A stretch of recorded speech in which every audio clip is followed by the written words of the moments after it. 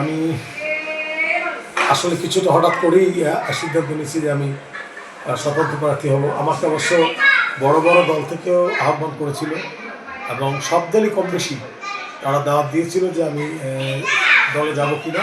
একটা পর্যায়ে চিন্তা করলাম যে দলে কাজ করতে গেলে আসলে স্বাধীনভাবে কাজ করা যায় না, নিজের মতামত বা নিজের কিছু বাস্তবায়ন করা যায় না, উপরের নির্দেশনা ছাড়া অনেক কিছু করা যায় না।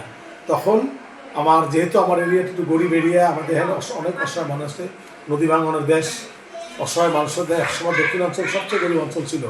এখন আমাদের দিকে শিক্ষিত হয়েছে, মানুষ সচেতন হয়েছে।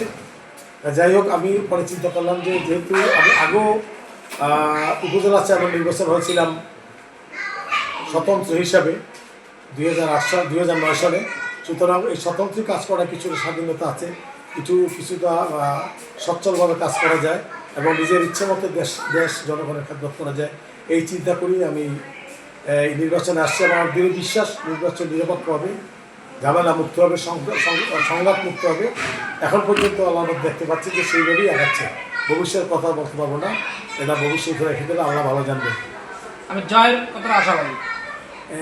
আমি আগের বারে যখন স্বতন্ত্র প্রার্থী দাঁড়িয়েছিলাম তখন আমার বিরুদ্ধে অনেক স্ট্রং ক্যান্ডিডেট ছিল এবং তারা ক্ষমতাই ছিল, তারপরেও আল্লাহ রহমতে আমি ভালো ভোট পেয়েছিলাম।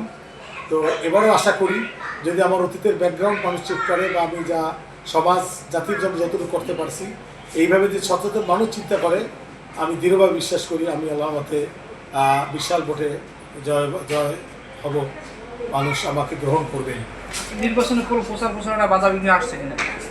না, এখন পর্যন্ত কোনো প্রচার বাধা বিঘ্ন আসছে নাই। এখন পর্যন্ত আমার কোনো সমস্যা পাই নাই।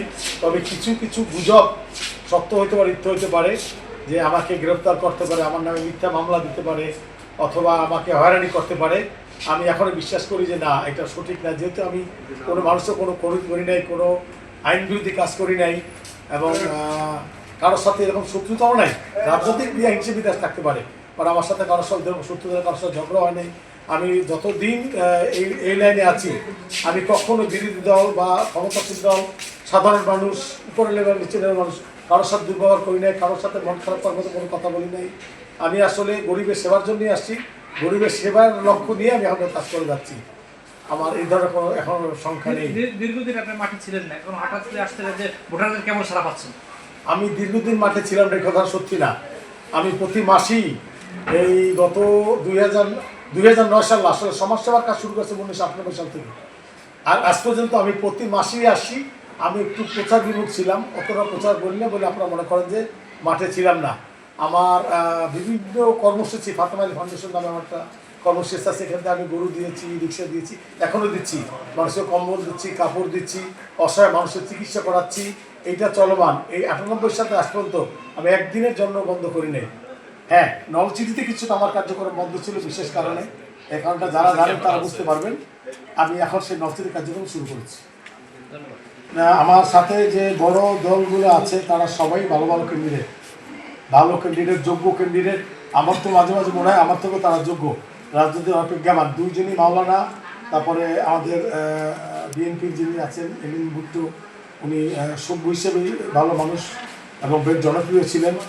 আমি আশা করি যে নলছিটিবাসী তাদের সাথে সাথে আমাকেও রাখবেন এবং জালকাঠির আমি সন্তান হলেও জালকাঠিবাসীও যে যোগ্য হবেন, যিনি তাদের সেবা করতে পারবেন, যিনি মানুষের চাঁদাবাজি করতে দিবেন না, যিনি অভাবী গরিব মানুষের পাশে দাঁড়াবেন, মামলা হামলা আপনার জুলুমবাজি করবেন না, তাকে তারা বাইসে নেবেন বলে বিশ্বাস করি। আমার মনে হয় এই সিজনে এসে আমরা কে কোন উপজেলাতে দাঁড়ালাম আর কোন উপজেলার প্রার্থী, এটা বড় কথা না। বড় কথা মানুষের অন্তর ভিতরে আমরা কি ঢুকতে পারবো এবং কথাটা তাদের জন্য কাজ করতে পারবো।